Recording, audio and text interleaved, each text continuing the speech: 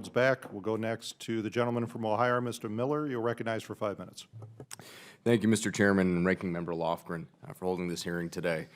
Dr. Murdoch, as you highlighted in your written testimony, AI is just not a field to be left to PhDs and engineers.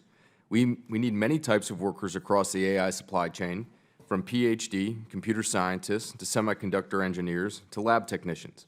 Can you describe the workforce requirements needed to support the entire AI ecosystem, and what role will individuals with technical expertise play?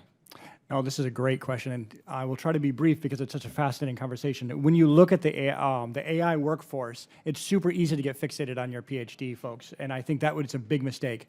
One of the first applications that I started seeing discussed was a landscaping business using, the proprietor had trouble writing, and they started using large language models to help communicate with customers to give them proposals when they couldn't do it before. That proliferation, now I don't mean that in a proliferation way, sorry, that expansion of capabilities into users that are much wider than your standard users is really the space we are living today. So in the deployment of any AI capability, you have your core tech team, you have your team that surrounds them or implements software engineers and other things like that. You have your product managers.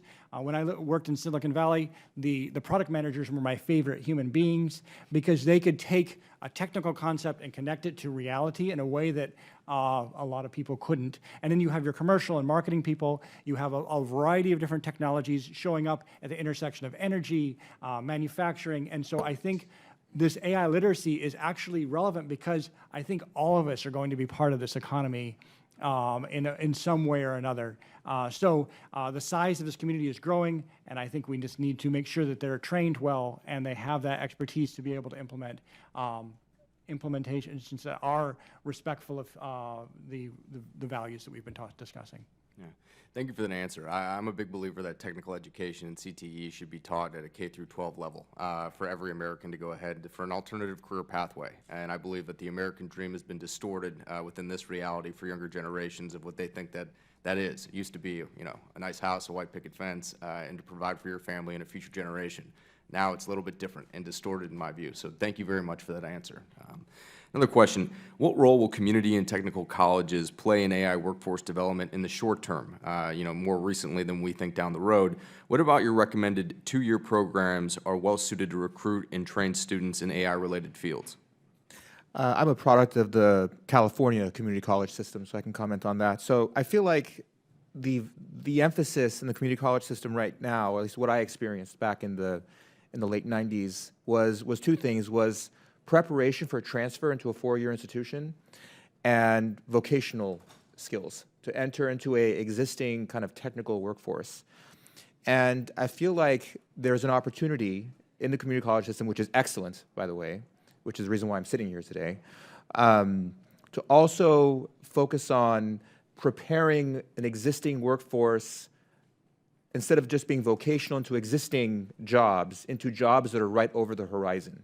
So in the middle, in between the kind of get ready to become a mechanic to get ready to transfer to UC Berkeley, in between those two things, there are jobs that are going to be evolving as a result of AI. Therefore, upskilling you as an existing worker to these new jobs that will be emerging in the next couple of years. So I think that in between kind of service to the community through the community college system, I think would be extremely valuable to the community. Just to add to that, I think that I spent after high school 12 years in school.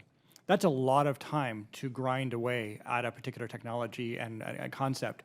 As the world accelerates, I don't think that kind of investment is for everyone, and it never really was for everyone, but I think it needs to be more and more focused, and I think community colleges provide that opportunity to pick up skills. Maybe you graduated as an English major, and now you're like, wait, I'd like to do data science, and that kind of environment of quick training, picking up the skills, stacking up certifications so that you can actually use that is a perfect venue for community colleges to be able to execute rapid training and that adaptation that's necessary in a very quick